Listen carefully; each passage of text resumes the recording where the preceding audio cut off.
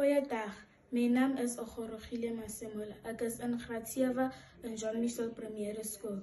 Vandag lees ek Afrikaans sonder grense deur Sonia Gous en Marie Lati.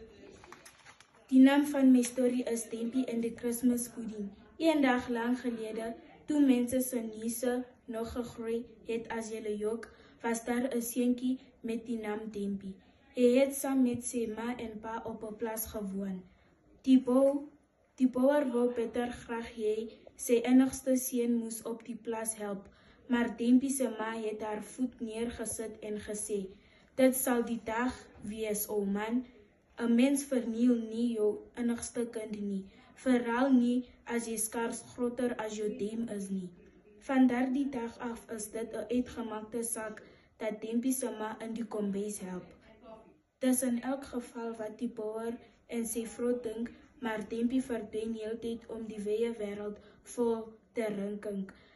Hy jag gereeld die ganse en steur hom nie daaraan dat hy soos 'n eerdworm met een hap ingesluk kan word nie. Op warm dae jakker hy by die rivier en steur hom nie daaraan dat hy 'n glas water kan verdrink nie. En as jy die dag regtig vol streke is, klooi jy aan sy pa se spogperd se stert vas om saam met die opvolle vaartdop toe te ry. Dis nou natuurlik sonder dat sy pa weet. Gelukkig weet Dempie se ma niks van die wilde streke nie en is sy die gelukkigste vrou op aarde as jy soggens in sy 4 hockeybox-bekkie wakker word. Behalwe as jy die nag besluit het om in een van haar laaie tussen die sokkies of snoesige treë aan die slap te raak.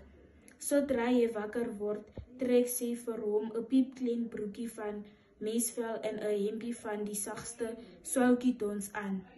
Sy sokkies brei sy van spinnerakke en vir 'n pet sit sy vir Dempie 'n mosselskulp op. As Dempie se ma hulle Sondagkerk toe gaan, sit hy in sy pa se baadjiesak. Maar dis nie lank nie of hy glip uit en steel peppermente uit die tannie se handsal